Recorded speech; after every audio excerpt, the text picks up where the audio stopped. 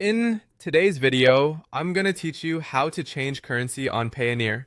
If you work with clients in different countries, adding a new currency to your Payoneer receiving accounts can help you avoid unnecessary conversion fees and get paid like a local.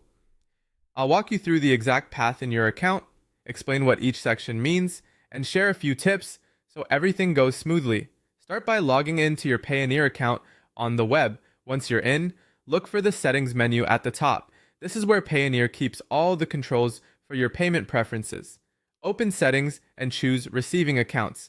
This page lists the currencies you already have set up, along with the bank details you use to receive payments. Next, select Account Details. Here, you'll see the specific information attached to each currency you've enabled. To add another one, click Add New. Payoneer will prompt you to choose the currency you want to receive in, such as USD, EUR, GBP, or JPY. Pick the one that aligns with where your clients are based or the currency they prefer to pay in.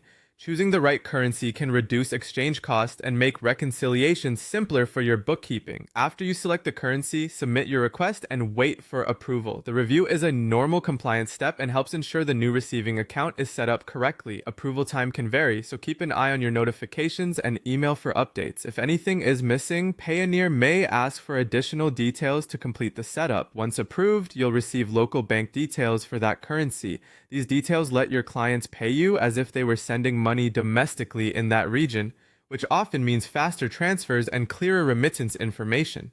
Copy these details carefully when sharing them with payers, and double-check the currency matches the invoice to avoid unexpected conversions. A few quick tips to finish. If you don't see the Add New option, make sure your account is fully verified and eligible for that currency.